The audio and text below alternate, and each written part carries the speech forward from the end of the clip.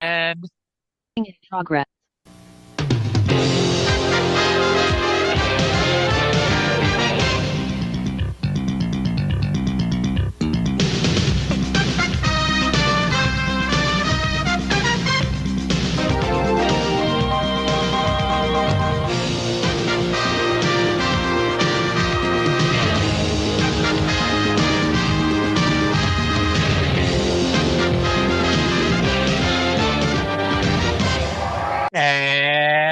welcome to another action-packed, exciting hour of the Smoky Mountain Wrestling Rewatch Along Project. This is podcasting the way it used to be and the way you like it. This show is a production of the Something Else Podcasting Network, and it is episode number 142 of Smoky Mountain Wrestling from October 15th, 1994, taped October 3rd, 1994, at the Colette Street Rec Center in Morgantown, North Carolina. My name is Arya, and joining me, as always, is the D'Lo Brown to my George South. It's Trae. Trae, how the hell you doing today? What's happening? Not a whole lot. Tell me, Trae, next month, are you going to be headed over to Lancaster, South Carolina? Fuck is Lancaster, South Carolina? Yes, because next month, and I swear this is apparently a thing, although I cannot find an actual date for this. Jimmy Valiant, the Boogie Woogie Man, will be having his last match ever in wrestling. April 25th, by the way, at the Buford High School in Lancaster, South Carolina. Boogie Woogie Man Jimmy Valiant, who's been wrestling since at least 1968, will have his last match next month. What a world. I saw that headline yesterday, and I'm like, what year is this? And I went to the F4W chat and mentioned that, and Brian Alvarez is like, geez, has he have a match yet? I'll come out of retirement and wrestle him.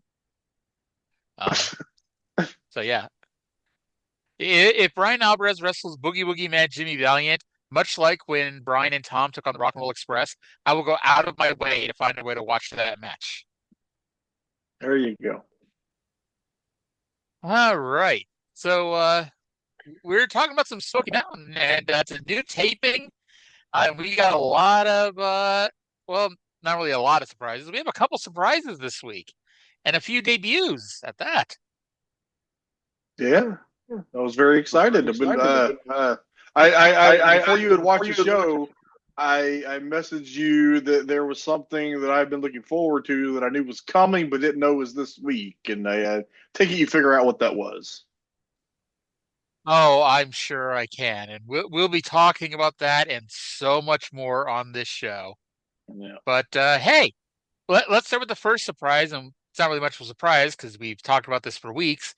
Let's go to the intro with Les Thatcher and our new lead play-by-play person, good old JR Jim Ross. Hello again, ladies and gentlemen. Welcome to another exciting hour of Smoky Mountain Wrestling. I'm Jim Ross alongside the Hall of Famer Les Thatcher. We've got a great program. Now, remember last week, ladies and gentlemen, Ricky Morton did not make it to the arena, or at least that's what we thought. He made it to the arena, Les, although it was very belated. It certainly was, and not in the kind of shape Ricky Morton should have showed up in, Jim. We're going to give the fans a look at that later on in the program. Exclusive footage for you, ladies and gentlemen, later in the broadcast. Plus, the Beat the Television champ, another big matchup today for Boo Bradley. That's right. The very unpredictable Boo Bradley is third defense. He'll be taking on Scott Studd. Should be a great match, Jim. And we're going to start a brand new segment today called Confrontation. That should be most interesting. Yes, Jim, and it's going to be sort of like point and counterpoint. And Jim is going to host that. His guests today will be Bob Armstrong and Jim Cornette. That's it. The fireworks could explode right there. Plus, Tracy Smothers is going to be here. The Gangstas are going to be here. And the debut, along with Ole Anderson, of Bryant Anderson. That's right. Second generation, and he is a winner. This kid has got a great amateur background. Looking forward to seeing him, Jim. He's a great young athlete, ladies and gentlemen. A great broadcast. We'll be telling you more about it. But right now, let's go to the ring. So I think it's obvious what Trey was most excited for. The debut of Bryant Anderson this week. You know it. Holy son, you know? We get to see what all the fuss is about. We'll see if him running a hill over and over again pays off, you know? I have a I guess fingers complaint. crossed. We'll see. Is it that because they didn't pull Scott Studd's name out of the hat? It is. It is because when we got to the TV title match, I'm like, I have no memory of learning that this match was happening, and then I hear now that they said it, but it didn't register because they didn't do it right. You're supposed to draw the name out of the hat, Les. And I think, and I don't know if this is officially going forward, but I know they do drop the hat thing. If not now, then pretty soon. And they just tell us who the challenger is. Well, that's what happened here, so apparently so. Yep. And today's the debut of Confrontation, and it's with Jim Cornette and Bullet Bob Armstrong. And much like Down and Dirty with Dutch, and much like, Les's segment, Personality Profile, I'm just going to go on a limb and say that Jim Cornette and Bob Armstrong are going to be on here more often than they're not. At least every other week. Yeah. Especially since we're doing 2 people on it. They only have like 4 people that they trust to cut promos. And these are 2 of them. No. And this is okay. So I turned on the show over the weekend. I told you about this. I turned on the show just to see how they handled the handoff to JR. And 2 things that made me think I was watching the wrong episode. One was there was no, like, oh my God, we're now suddenly joined by Jim Ross. Like, there's nothing like that. And also the way he said that we saw last week, Ricky Morton arrived at the building late. I'm like, Ricky Morton didn't arrive at the building at all last week. And I actually went back and turned on the October 8th episode just to make sure. But no, this was how this week's episode started. Well, he did. I kind of explained that he did eventually arrive after the show had ended, and we saw a clip, but we'll get to the clip because I noticed something about that too. I think you and I noticed the same thing. It's funny. We've been doing this show for so long. I think we know what each other notices. We have Arya and I have ESPN too. Yes, we do. One day we're hoping to get ESPN 8, the Ocho. So we go to the ring for our first match. It is Tracy Smothers versus George South. And I guess he doesn't just do this for Tracy, but I always notice it with Tracy Smothers. I love that Brian Matthews always waits until Tracy's entire entrance before he does the introduction. And I guess he did that for the Gangstas too, but it's like, I don't know why. For some reason, it's really noticeable with Tracy for whatever reason. I really wish that that every announcer did it that way. My brain is really New Japan pilled. We know this. I like when they play their music and then they walk out to the ring and then they get in the ring and they hit their pose as the referee says their faction and nickname and name. And then Bad Luck Fale tries to murder the announcer. There is no Bad Luck Fale in Smoky Mountain Wrestling to try to attack the announcer. I guess Brian Matthews is probably happy for that. I wanted to attack him. I maybe I misheard. Did he announce George South as from hometown South Carolina? I did not pay that close attention to that, so I don't know. I ran it back a couple of times, and I looked just to see if there is a town called hometown South Carolina, and there's not. Did you see where George South is actually from? Maybe it sounds like hometown? I think he's from Charlotte. Okay. Charlotte does not sound anything like hometown. It's not even in North Carolina. It's in North Carolina. It's not in South Carolina. We're told that George South knows every trick in the book. What if they invented new trick? Plus, just because he knows every trick in the book, does that mean he's familiar with them? Is he able to do every trick in the book? Or is it just that he knows what they are? Well, he knows every trick in the book. That doesn't mean he knows every trick. That's true. So George South did the most believable old person thing I've ever seen on this show. He bends over, Tracy does a leapfrog, and George stands up, and for like a second, he sells his back. I'm like, I totally get that, George South. I doubt you meant to grab your back there, but, you stand up too quickly when you get older, your back twinges. Tracy, but Tracy, by the Sorry. way, does not win with a jaw jacker. He wins with a schoolboy of all things. George South is a better worker than like the average enhancement guy, so Tracy did more with him and actually had a competitive little match for a few minutes. It was 3.5 minutes, but it was a good 3.5 minutes. Yeah, I was gonna say because he could do more with George South. Honestly, and it's like, and I know you don't want to piss off Jim Cornette because somehow asking questions about Smoky Mountain Wrestling is pissing him off. But I'd be curious if he thought about doing something more with George South, or is it, the unfortunate detriment of George South being a televised jobber for so long that he couldn't push him as more than that? I would guess that was the answer. If we were to ask him, I would guess that. Yeah. But hey, at least I saw they have 5 episodes. I guess the 5th episode just is one match, so I'm thinking it's a best of, or not a best of, but a preview of the Thanksgiving Thunder card or something. But Thanksgiving Thunder that happens every Easter. Yes, I make that joke later on. Sorry, but for no worries. Hey, we make that joke a lot. One of us are going to say it.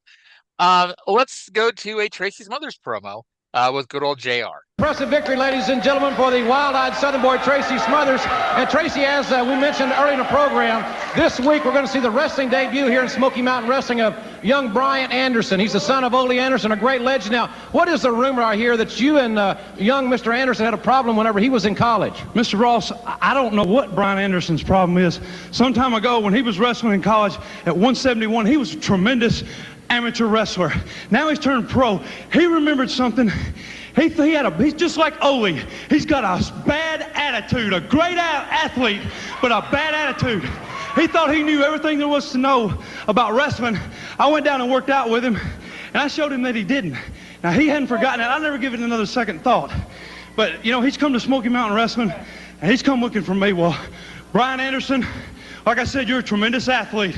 But when you come to Smoky Mountain Wrestling, I'm your huckleberry. I'm the one you need to find. Anytime you want some of me, we'll get in the ring and we'll see who the better man is. We'll just see. It ain't nothing but a thing. All right, Tracy, thanks very much. And now, ladies and gentlemen, here's how you can sponsor Smoky Mountain Wrestling in your hometown. All right.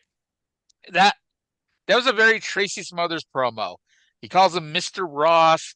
Golly gee, I had no idea what I did to Brian. I went down there and he was a great wrestler, and I just went and out-wrestled him, and I don't know why he's mad at me for it.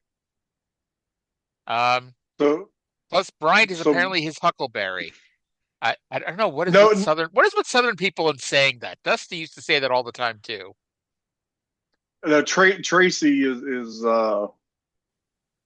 Bryant Anderson's huckleberry. No, Tracy said that a million times. I don't know. That line, to me, that's a Tombstone line, but that's like probably, it's just an old Southern phrase. It's just the first place that I heard it was Tombstone, which is funny because I pointed out that Dirty White Boy making Tombstone references in a promo like last week, but it's just an old Southern phrase. It just means I'm the person you're looking for. I'm the man for the job. I was gonna say, this is the third week in a row in the second episode where we've talked about Tombstone. It's a great movie. You should watch it. I have a list. I still haven't watched Clerks either. I gotta have you send me a list of all the stuff you've told me to watch that I haven't yet watched. So Tracy said it with Bryant Anderson. It's different. And, we've been talking about how they've kind of booked themselves into a corner here because they don't have a lot of top guys at this point. And they've run to death every combination of Dirty White Boy, Primetime Brian Lee, and Tracy Smothers. And now all three are baby faces. So it's like, you'd have to turn someone to go that. And, you don't, at this point, it's too early to turn White Boy or Brian Lee, and you don't want to turn Tracy. He's just too gosh darn popular with this crowd. They are heel poor at the moment. Yep.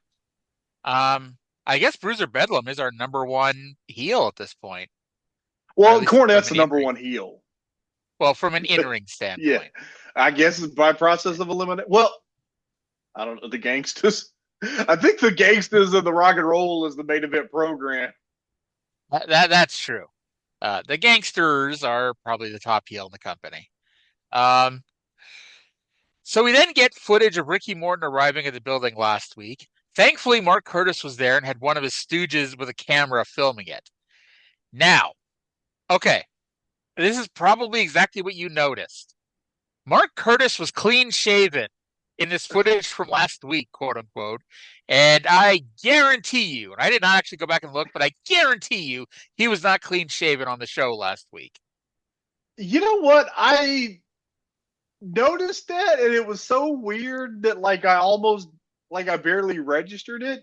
Here's what I noticed. This is supposed to be after last week's show. Tracy Smothers was standing there in his trunks when Tracy didn't wrestle at all on the last taping. I'm trying to think if we had a promo with him at all. And I know he didn't wrestle on the taping. He may have wrestled in like a dark match or something. No, he didn't wrestle at all. He didn't wrestle for like a couple of weeks. He must have been injured. Interesting. Okay. I mean, to me, it was painfully obvious that it was not we mentioned it. Ricky Morton wasn't even there at all in the last taping, but I was like, it was painfully obvious this was a more recent thing because Morton had a black eye here, and he comes out later. In fact, he comes out here in a second, and he still has a black eye. And as somebody who's had a black eyes don't hang around for that long. Well, who whooped Ricky Morton's ass? Yep. Well, speaking of Ricky Morton and his black eye, let's go to a Rock and Roll Express promo. Ever since the Gangstas appeared here in Smoky Mountain Wrestling, all they talked about is the Rock and Roll Express, getting their hands on us and getting those Smoky Mountain titles. Well, you see, when they first appeared here, they come to the ring using blackjacks, Robert. Then we got them in a match where we beat them in the ring, and what do? They use the blackjacks. And then on my way last week to the TV taping, somebody bumped me from behind. Well, I got out to see what it was, which everybody knows. I got hit, Robert, across the back of the head with the blackjack. Next thing I know, it's raining, it's dark time, and I come stumbling in, the TV taping's already over. But you see, Gangstas, just come down to a situation like this right here. I don't care where you're at. I don't care where you go. And I'm going to make a promise to you. And promises is what I keep. If I was you, when I go home, I would look up under my bed to make sure we're not there. I would pull my shower curtain back to make sure we're not there. Because the element of surprise is going to happen upon you. That is a promise. We are going to get you. Apparently, the Rock and Roll Express have taken cues from Hangman Page and Swerve Strickland about just home invasions are the best way to go about when you're in a feud with somebody, I guess. I want to see a segment where New Jack is in his home checking in like closets and stuff for Ricky Morton, and he goes and checks behind the shower curtain, and the shower is on, and it's Bill Rathke. And nobody would get that. So since Cornette wasn't even in the World Class at the time. Oh, God. That would be tremendous. By the way, somehow being hit in the back of the head with a slapjack gives you a black eye. Maybe they punched him in the eye after they knocked him out. There you go. Okay. And I always love the leaving people unconscious outside thing. Nobody came across Ricky Morton laying unconscious on the ground, for hours. Well, that kind of thing. They were inside at the show. Do you remember TNA did that once? And I know, great comparison to make, Smoky Mountain to TNA. There was a pay-per-view in Charlotte, and they were doing Sting versus Rhino for the world title, and Sting was in bad shape. So to cover up the fact that the match wasn't going to be much, they did a story where the night before, the main event Mafia kidnapped Rhino, took him to the outskirts of Charlotte, and beat him up and left him unconscious on the outskirts of Charlotte. And then Rhino showed up, right before the match started.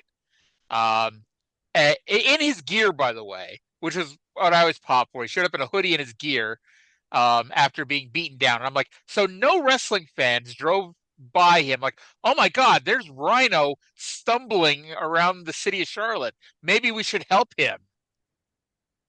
Well, maybe he probably did get a ride eventually. Like, did he find his way to the building on foot? They imply that he found his way to the building on foot. Do you remember, like, during the New Blood Millionaires Club angle, when Sting got a bloodbath on Nitro, and then he showed up on Thunder, and he was, like, still covered in blood? Yes. Sting does not bathe, apparently. Oh, God. Poor Sting. I always loved the Thunder where, and they tried to cover this up in editing, but, like, it was impossible to miss, where Kevin Nash was in the ring, and they dropped the blood, but it was too far over, and they dropped it on the fans. Yes, I remember that. And like they go back to Nash, and like there's like a drip of blood on Nash's shoulder. WCW, like, everybody. Yes, shockingly enough, WCW went out of business. You know, As we record this tomorrow, so today, as you're listening to this, is 25th anniversary of the last Nitro. Yep.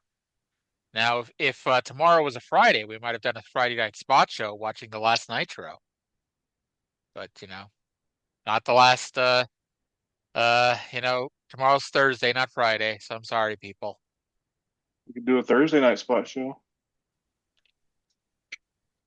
Maybe. We'll see how bored we all are tomorrow. That's usually how they get scheduled.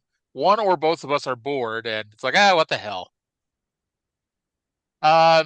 Sean Casey and Brian Logan versus the Smoky Mountain Tag Team Champions, the Gangstas, with D'Lo Brown.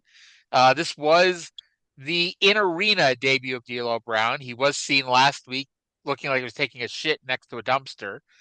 But he was the only member of the Gangstas posse this week. So that was interesting. Did you notice that when Mark Curtis did the pat down, he found something in New Jack's gear? Oh, I didn't. Oh, how did I miss that? What happened? Nothing. He found it, he pulled it out, and kind of looked at Jack and went and handed it to Brian Matthews, who walked off with it. I want to know what Brian Matthews did with New Jack's foreign objects. Oh, I got to go back and catch that now. I wrote literally nothing. Jack pinned Casey with a 187. After the match, the Gangstas and D'Lo put the boots to Sean Casey, excuse me. That is substantively what I wrote as well. All right. So I don't want to talk about what happened next because I have some audio to play later on. So we're going to skip that and just go to the promo with the Gangstas. So let's go to JR for his first promo ever with New Jack and Mustafa. Ladies and gentlemen, we saw the videotape earlier in the program of the damage done to Ricky Morton in a roadside incident. I'm going to ask you straight up, did you have anything to do with what happened to Ricky Morton recently? Hey, somebody called me and told me Ricky had got beat up somewhere on the side of the highway. I was at home asleep.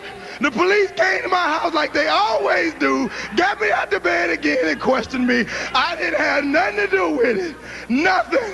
So, Ricky, don't blame you being drunk in some nightclub on me and Mustafa. We didn't do nothing to you. You was down in Memphis at some nightclub drunk, and you fell and bumped your head on a table, and you gonna blame it on us. But I told you that we would get the job done.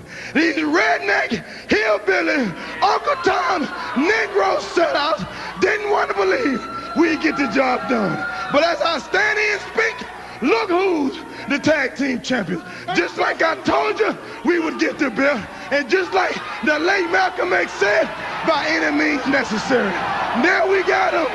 Call me what you want. Feel how you want to feel.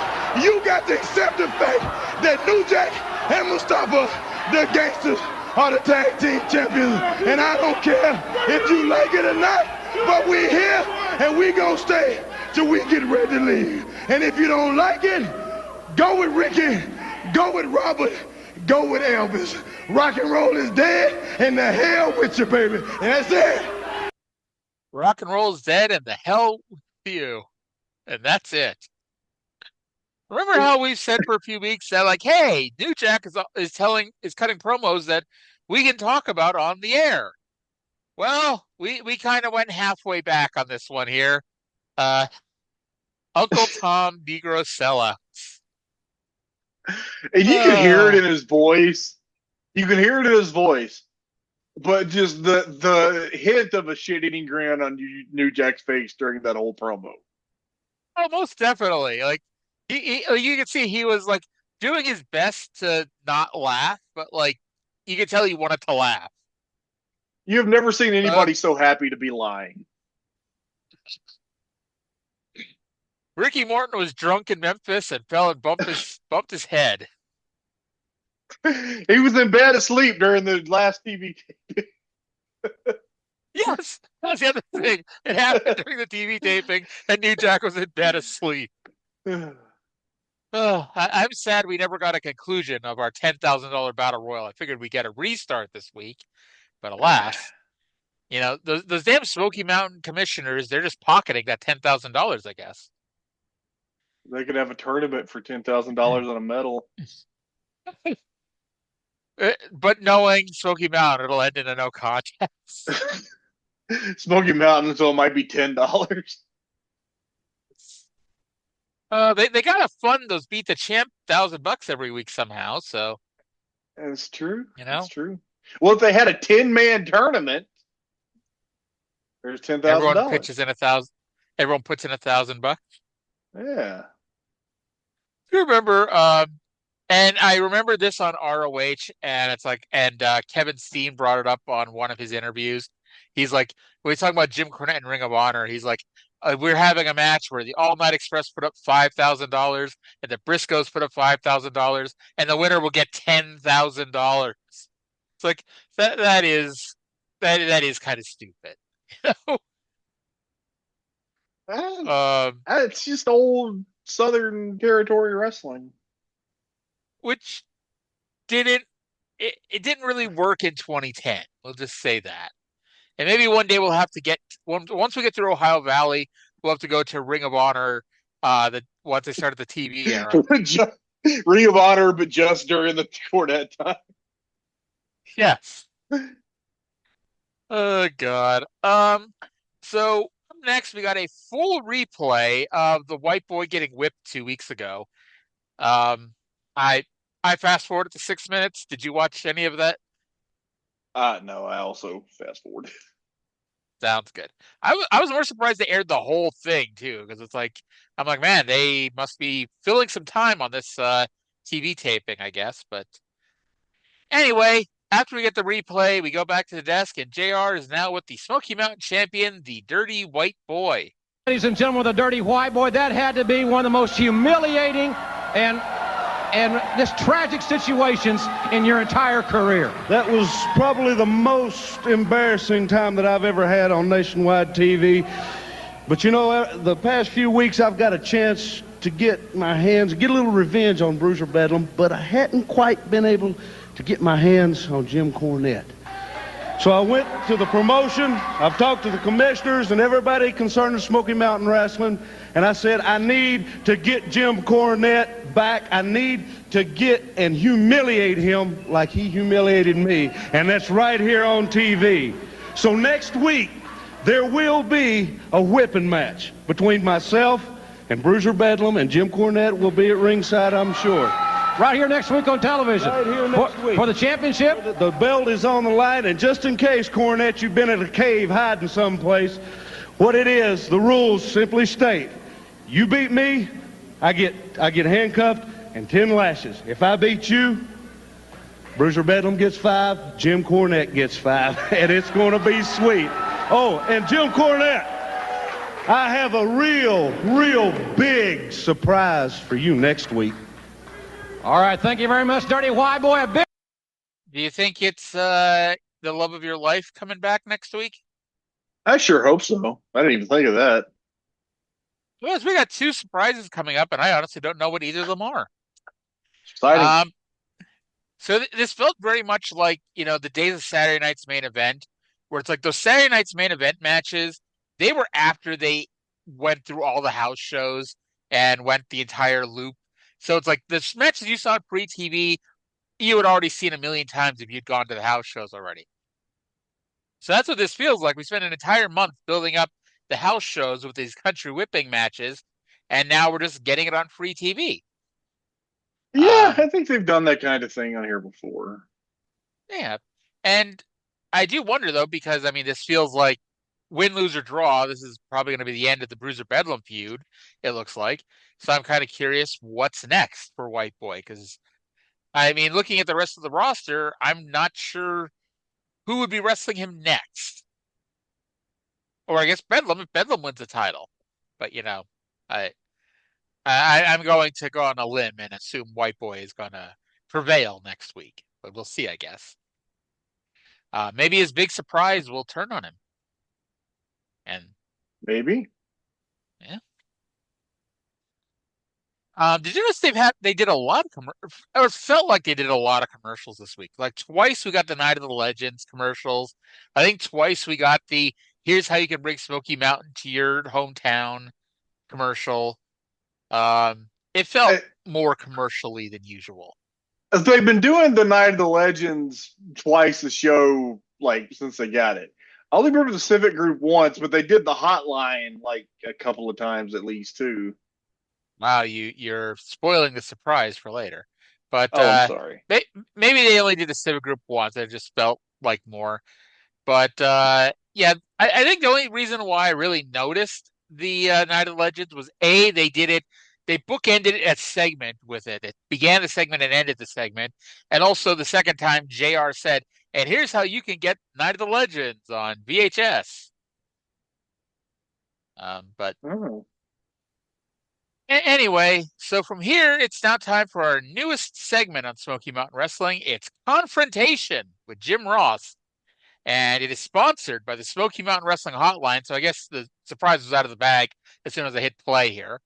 But let's go to that. It's a little bit of a lengthy segment, but hey, we are going to have some progress in this Bullet Bob Armstrong, Jim Cornette feud. Let's go to that now. The Smoky Mountain Hotline, this is Confrontation, where two personalities asked to conduct themselves as gentlemen under penalty of fine or suspension are brought face to face to air their views. Now let's go to this week's Confrontation. Welcome back, ladies and gentlemen, to Smoky Mountain Wrestling. We have asked Jim Cornette and Bob Armstrong to join us here in our first confrontation. You promise me he ain't going to wrap me in the teeth, or else I'm going to get out of here right now. You promise, right? I don't think we have to worry about Mr. Armstrong's sportsmanship. He is a man of his word. It's too bad I can't say the same thing about you. But, Bob, I know that you've got a major announcement for all the fans, and especially Mr. Cornette here. Well, Jim, you know, it was just a little while back that I gave up the commissionership because I figured I had a job to do, and I figure I've got that job done.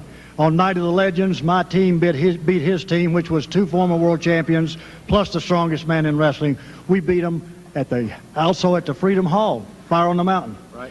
And I even got my hands on Jim Cornette himself. So I figured my job's done, so my announcement... You fixed that up, didn't you? You fixed up my union real good, you and that crooked supposed new commissioner of yours.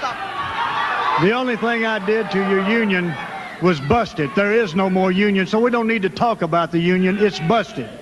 But what I do want to announce to everybody is as of December the 1st, I will become commissioner of Smoky Mountain Wrestling again. Wait a minute! You can't do that! You cannot! What do you mean commissioner again? You're still a commissioner. I just can't get any proof, but I don't believe this hokey story about a new commissioner and nobody knows who he is but you. You're still a commissioner. It's a con job, and you can't do this to me. You cannot get back in that I finally got the guy that I know can beat you. I haven't been able to get him till now, but you got to give me another shot. I've tried everybody. I've tried Terry Funk. I've tried Dory Funk. I've tried Kevin Sullivan, Dick Murdoch. Nobody's been able to do it, but I finally got the guy, and you've got to give me another shot. You ain't getting that commissioner chair back until I get another chance at you, Armstrong. I've hated you ever since the day this thing was born. So there's a challenge there, Bob. Well, let me say this. There is a new commissioner. I am not the commissioner. No matter what you say, there is a new commissioner. You're just really upset about it because you hadn't been able to find out who it is. And like I say, as of December the 1st, I will be commissioner again, whether you like it or not, whether you hate me or not. I guess you think I'm in love with you, you pokey-mouthed son of a... Oh, Bob, please. Hey, are you going to be a man like you say you are? Are you going to give me one more shot at you before December the 1st? You going to give me another chance to bring somebody in to get you out of here? I'll tell you what I'll do. If you will agree, and you're a man of your word, if you'll agree to face one more of my men that I bring in here, then I will agree in writing never to challenge you again. Never for any of my men to challenge you again. Never to darken the Armstrong doorstep again. You give me one more chance with this guy that I got in mind, and if he beats you, then you can't be the commissioner, because you leave Smoky Mountain Wrestling for good this time. Not under a mask, not the bullet, no hokey stuff with the board of directors. You've got to go if you lose. I'll do anything if you'll give me one more chance. Well, there you hear it. Anything, he says. Do you understand what you're saying? Do you understand you're saying you'll do anything if I give you one more chance? If you give me a chance and you agree that if my man beats you, you'll leave. This is the last time for you and me to go around. The final conflict. If you give me one more chance and agree to leave, if he wins, I'll do anything you want. But I've got to have another chance, because you ain't getting away from me. Well, let me say this. If you'll do anything, if I give you one more chance, you and your mystery man, because you've brought in everybody from the bottom of the barrel and they ain't got the job done yet. If I give you one more chance with your mystery man, will you give me something I want then? There you go. Put up or shut up. All right, all right, you got it. Because I know this guy can do the job. All right, let me remind you of something. Last February, you brought in Terry Funk, never lost a Texas death match, and you said when he beats you, you've got to leave, and not only have you got to leave, you got to crawl across the ring and kiss my feet. Well, let me tell you this. If I give you this shot and I beat your mystery man, will you crawl across the ring and kiss my feet at Thanksgiving Thunder, baby? There you go. There's a challenge. You said you'd agree with it. Is that a yes or no? That's not it. That's not either one. But all right. I tell you what. You do it. You agree to leave. This is the last time for you and me. And if my man loses, I'll kiss your stinking ugly feet, you old sack of... That's all I wanted to hear. That's all I wanted to hear. He made the deal. A deal's a deal. If I lose, I'll leave. But if he loses and I beat his mystery man, Jim, I want you to be there to see it, because I want him to kiss my feet. All right, ladies and gentlemen, the deal is done. When we come back, we'll meet Brian Anderson after this. All right, so another stipulation here in the Bullet Bob Armstrong Jim Cornette feud, one that one side is so tepid that you're positive it's going to pay off. And I don't have proof that it's not going to pay off, except I can tell you that Bullet Bob Armstrong is here until episode 200. So I guess we'll see if he's the commissioner that long or what. Because he's totally not the commissioner now. Yes. Like, they're not even, like, I wouldn't even care so much if they'd even tell us who it is. Like, just some schmo in the back. Like, hey, here is fucking, oh my God, what's his name? Sandy Scott. Sandy Scott was the commissioner of Smoky Mountain Wrestling. It's like, oh, that makes sense. It would be Sandy Scott. But it's like, you're not even giving us that. It's like, oh, there is a new commissioner, but they're not going to be commissioner on December 1st. This is fair. I don't understand what the goal is here. Like, I think the heel is right. I think that they're lying about Bob Armstrong not being the commissioner. And I think it's true, and it's like they're not even going to give us a payoff from it. Yeah, and I bet they're going to fucking find an excuse to do another fucking match too. No, I'm not even saying that. I mean, I'm positive there's going to be more matches between Jim Cornette and Bullet Bob Armstrong, but I mean, they're not even going to give us a payoff as to who this interim commissioner is. It's Hornswoggle. I mean, that's as good as an answer as anything at this point. Maybe that's the real reason why him and David Finlay don't really get along, it looks like, because David was jealous that Hornswoggle was the anonymous Smoky Mountain commissioner. Yeah, there you go. Yeah. Like this whole story from the beginning with the commissionership since July has just been stupid. Like the whole point was, it was Cornette's mission to get him to give up the commissionership, and because he can't be the commissioner and wrestle at the same time. Oh yeah, we'll see if that comes back here, because I bet Bob Armstrong wrestles after December 1st. That's just my guessing here. And then it's I bet he does. Well, yeah, he gives up the commissionership for no reason, just to keep doing whatever the hell he's doing anyway. Yeah. Oh, God. So, yeah, the tips are if Bob loses this match, he leaves town, which I know we all believe will happen. And if Corny loses, he has to kiss Bullet Bob's feet at the 3rd annual Thanksgiving Thunder Tour. And Jim Ross, we said before, he's here until WrestleMania 11 in April. I hope he gets to see this match before he leaves. Yeah. I hope. Yeah. All right, so might as well let the cat out of the bag. Too bad they didn't have a formal commercial earlier that I could have played, or maybe they did and I just didn't timestamp it. But hey, we have a new hotline for Smoky Mountain Wrestling. It is the Smoky Mountain Wrestling Hotline. Let's go to the commercial. Hi, everybody. This is Jim Ross, and now you can keep informed on all the happenings in Smoky Mountain Wrestling. It's the new Smoky Mountain Wrestling Hotline. Get news from all the federations with me, Jim Ross, and the real truth with the Louisville Slugger, Jim Cornette. Vote on the fans poll, and let Smoky Mountain Wrestling know what you think. Send a personal message to any Smoky Mountain star. Hear a schedule of live events. It's news, it's fun, it's 1-900-73-SMOKY. That's 1-900-73-SMOKY. Kids, get your parents' permission before calling.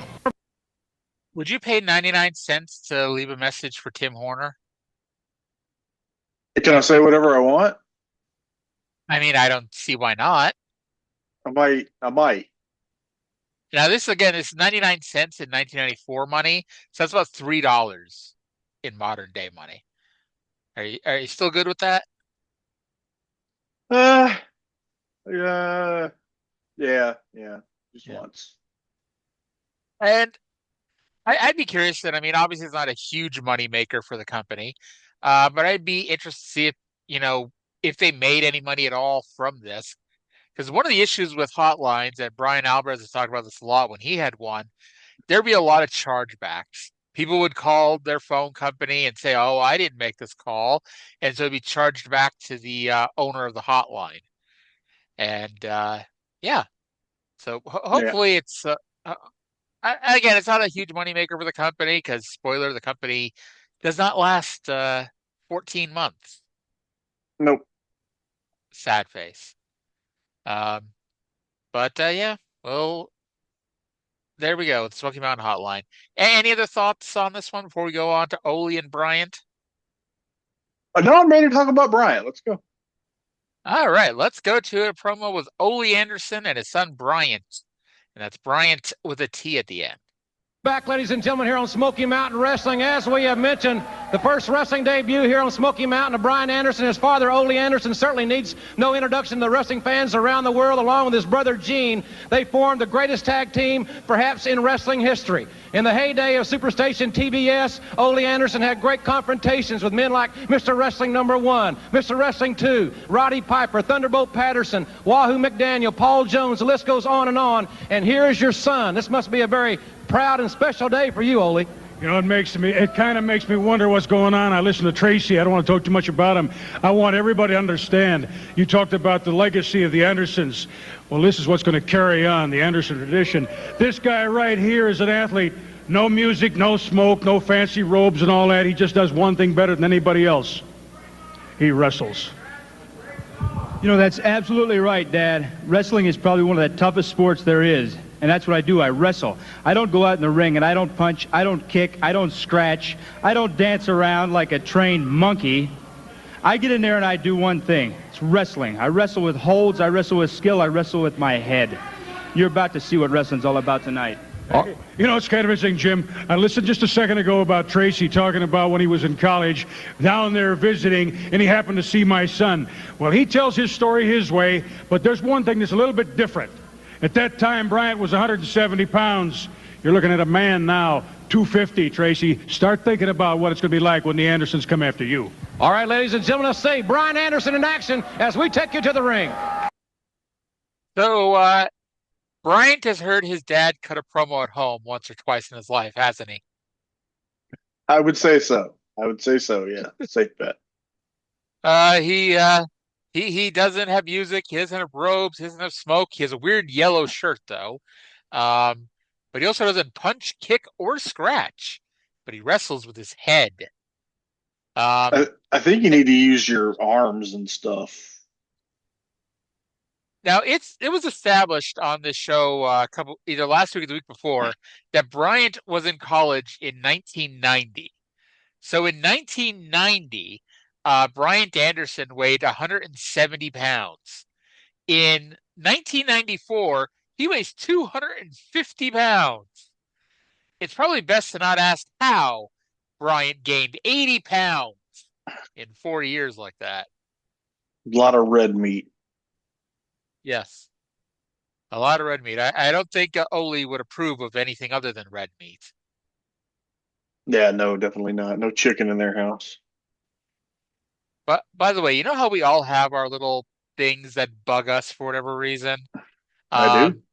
I'm watching Dynamite, and I don't know if it actually is a hair tie, but there is something that looks like a hair tie on the outside of the ring on the mat for the past hour.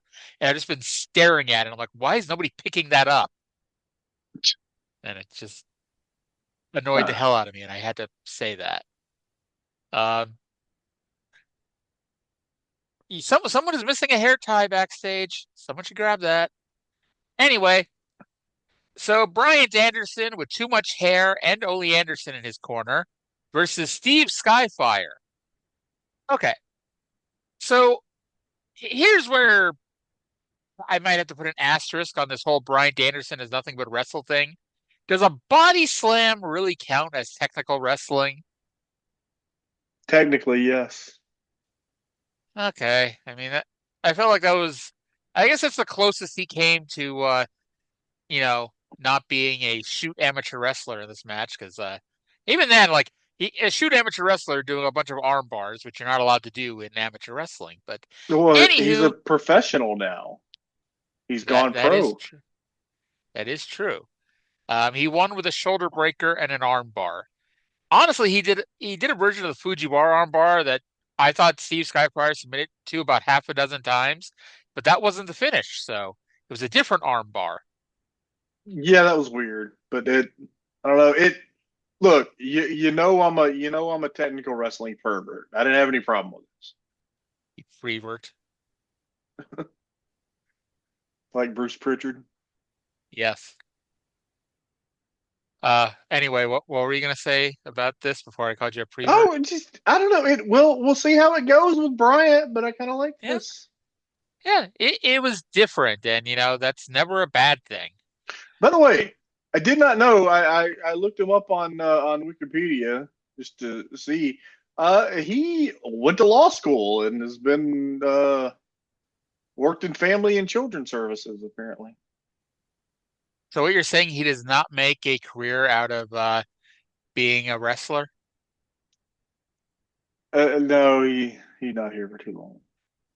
Ah, darn. But it is, of course, the always reliable Wikipedia. So for all we know, Bryant Anderson is really Darby Allin or something. I don't think so.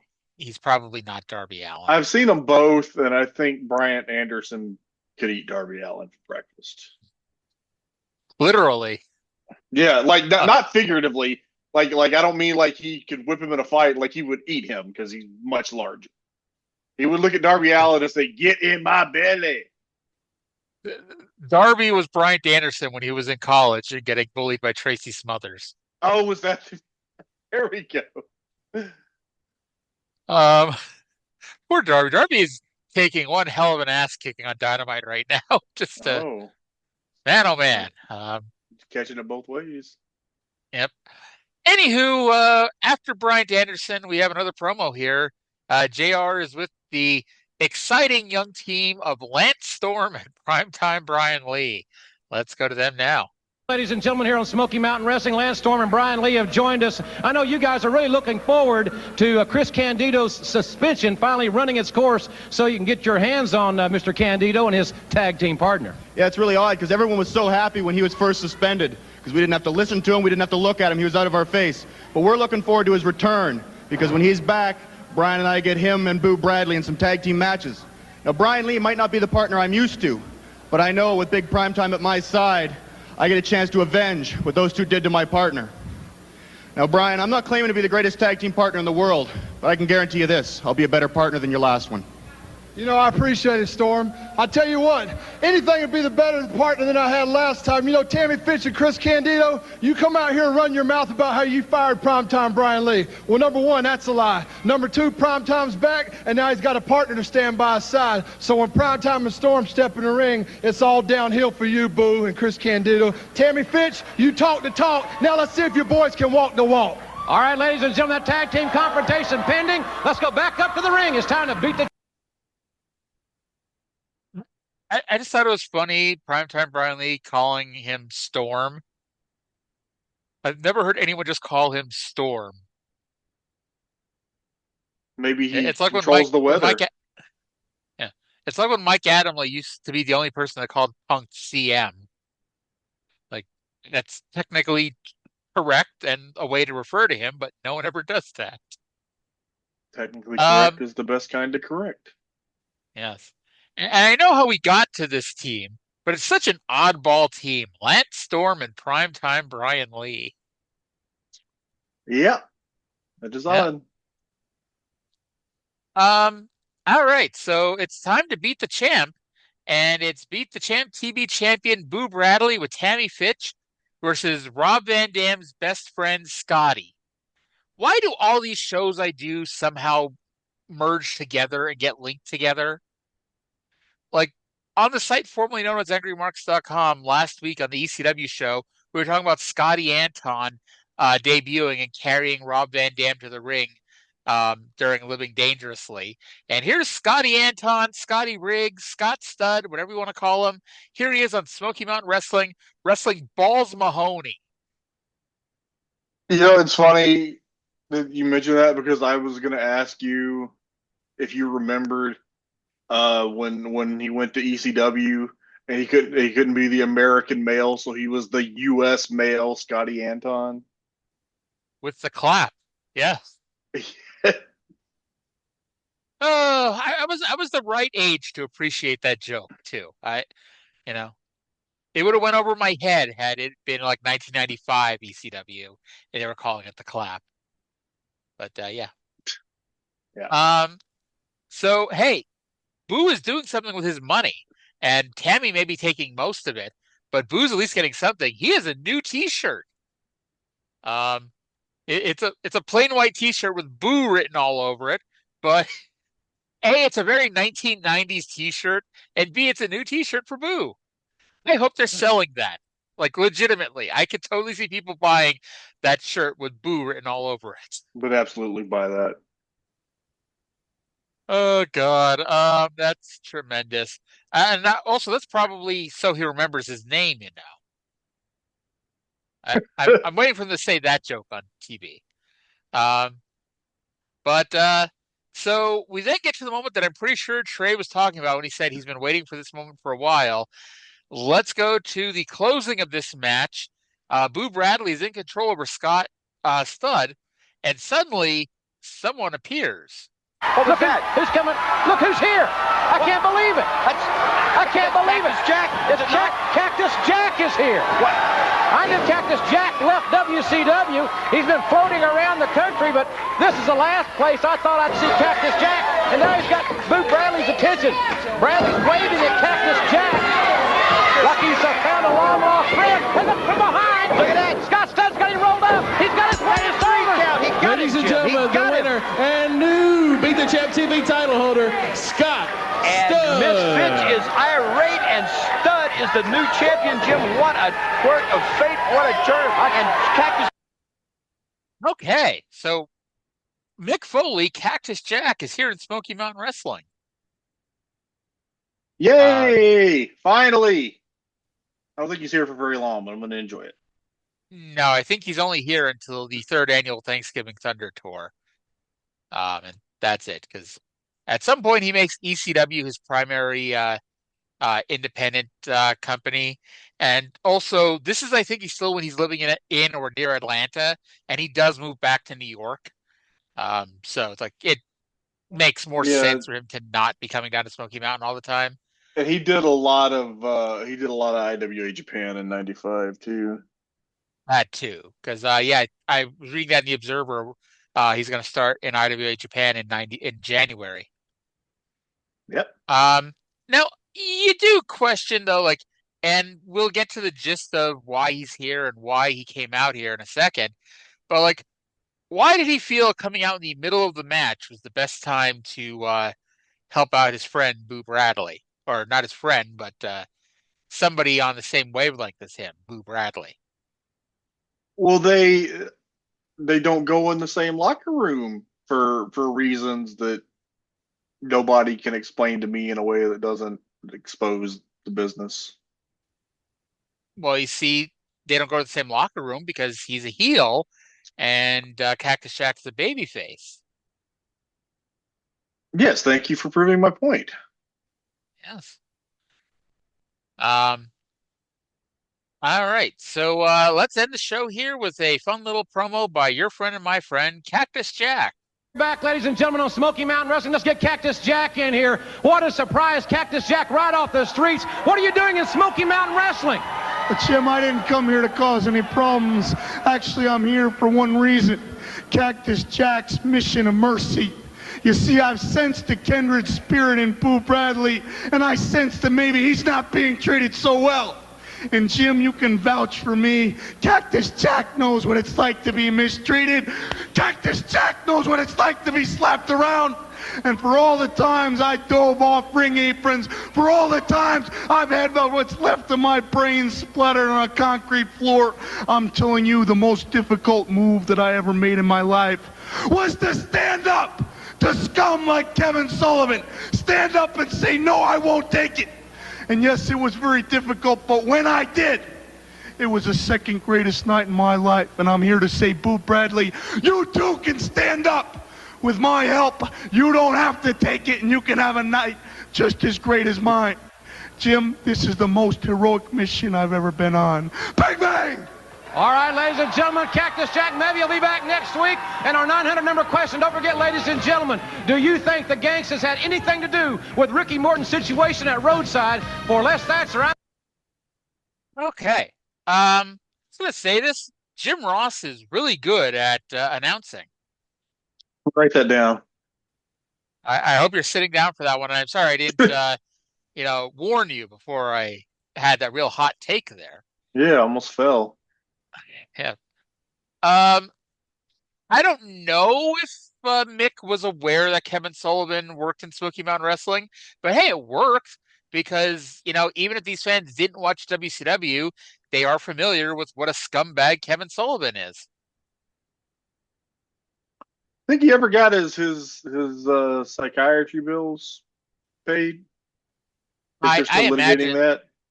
I imagine they did. I don't think Smoky Mountain would allow those bills to go into collections. Do you think they settled the sexual discrimination lawsuit? I don't. I think that's still going on to this day. Tammy's still litigating from prison? Yes. That's why Jim Cornette has been able to let it go because, well, what's she doing?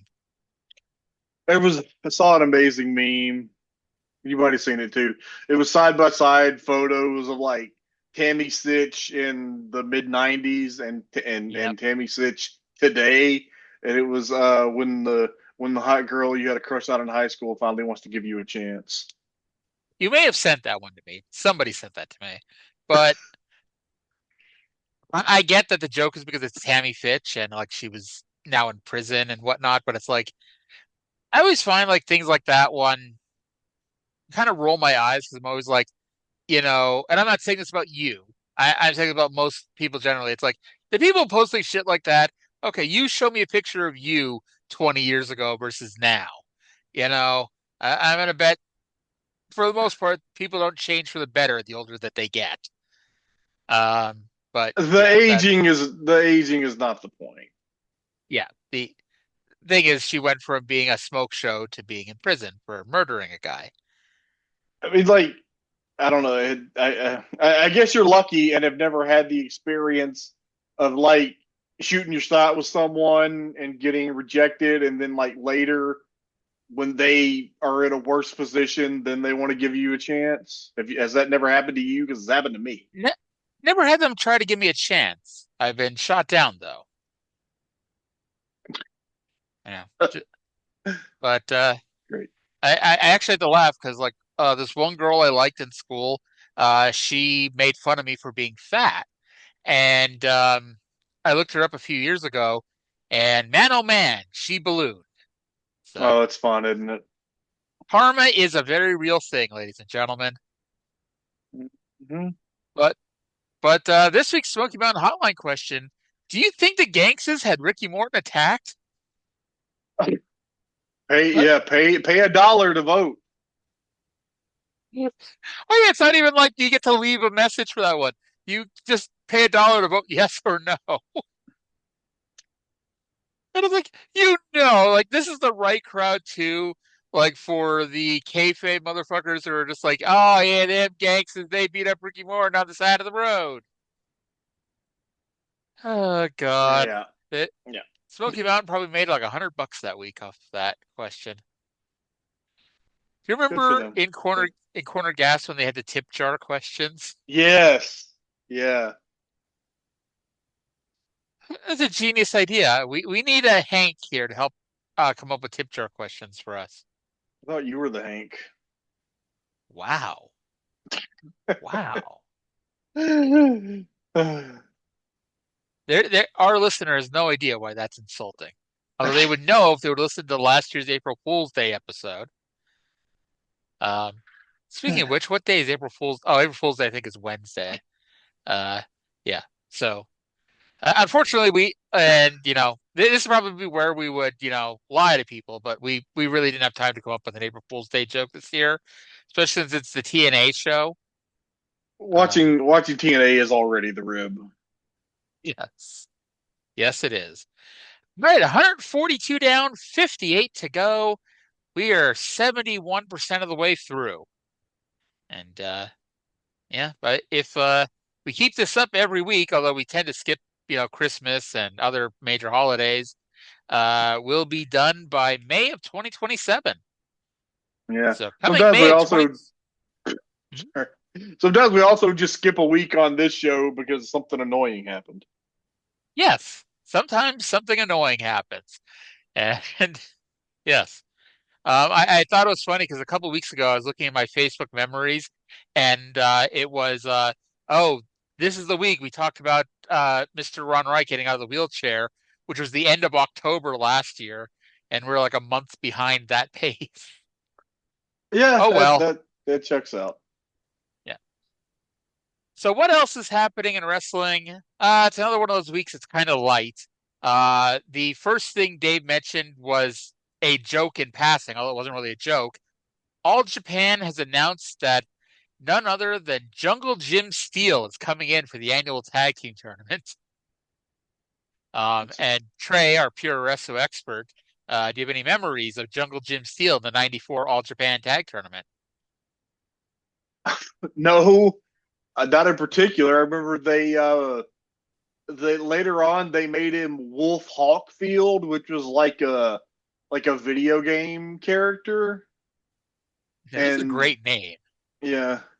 And then when Bart Gunn went to All Japan, they teamed together, and then they ended up going to New Japan. They were actually in New Japan when I started watching New Japan, and then that fizzled out, and I have not heard of Jungle Jim Steele since. And until he showed up here on Smoky Mountain one week.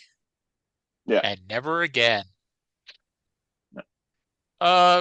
This weekend is Jacques Rougeau's retirement show. If you want to hear us talk more about that, there's an entire Friday night spot show devoted to that. It's like a month ago. Go into the archives and check it out. Yeah. And despite what has been recently rumored, Curt Hennig is not on his way into WCW. He wants $400,000 for a 1-year contract, and WCW said no. So it's like, it's always funny because it's one of those stories you always hear that, oh, WCW was, an open checkbook and Bischoff could do whatever he wanted. Bischoff could do whatever he wanted once they, were making a shit ton of money in a couple of years. It's like Curt Hennig, like, I think, 1994, Curt Hennig was definitely worth $400,000, but Eric Bischoff could not sign him for $400,000. So all they would have done was feed him to Hogan. I mean, that's true, but they probably would have gotten a pay-per-view out of it. Yeah, I suppose. But yeah, so that is this week's Smoky Mountain Wrestling, and that is what all's happening this week in wrestling. Next week is Ric Flair's last match ever here in October of 1994. Yeah, I remember that. I remember a pay-per-view built around that. I can't remember when it was. I don't remember Hogan being involved at all for some reason, but I mean, WCW wouldn't lie to us, would they?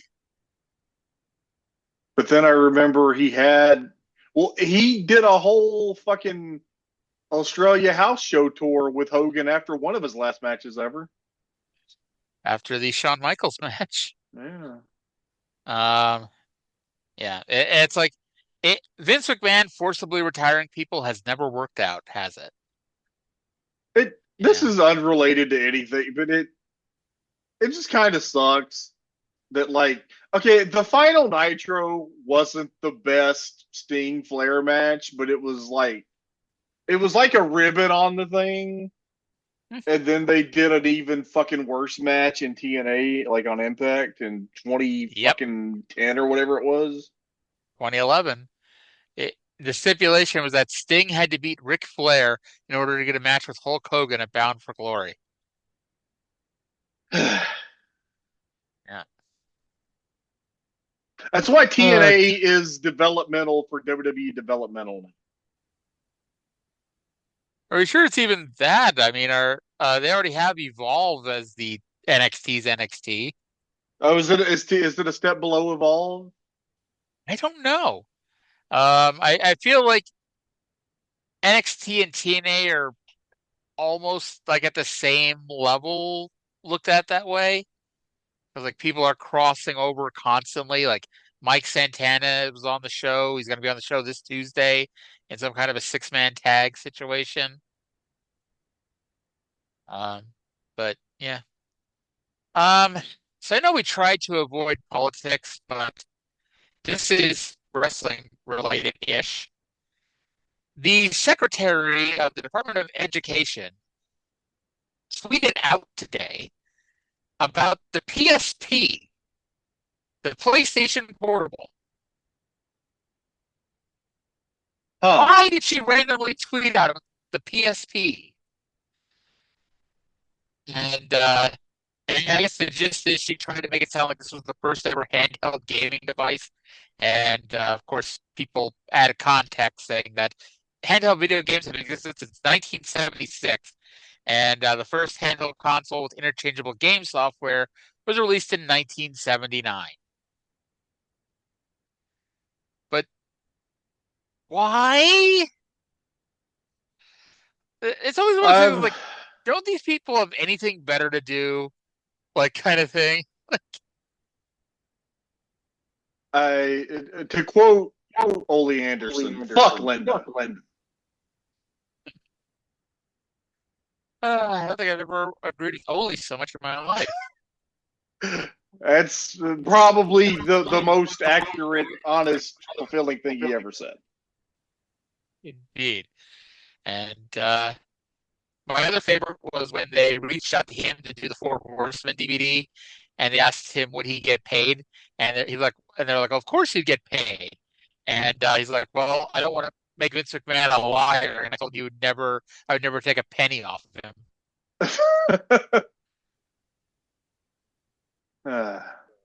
Oh Lord.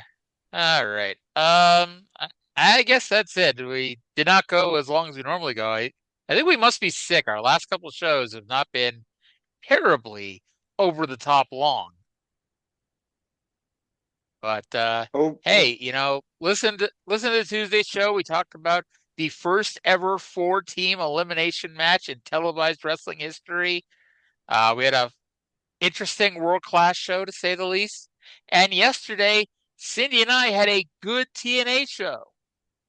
And not just good for TNA standards, it was actually a good pro wrestling show. Miracles happen. Trey's sad that he didn't get to do yesterday's show. Yeah. Bummer. Yep. I'll tell you what, if I was thinking quick on my feet, this year's April Fool's joke would have been Cindy doing Mid-South and World Class and you doing TNA and us just acting like this is how things normally are. Well, you ruined it now. Yes, I did. And our listener will be disappointed that doesn't happen. All right. Well, that's going to do it for this week. Hope you all enjoyed the show. Thank you all for listening, and we'll talk to you again in 7 days. Bye.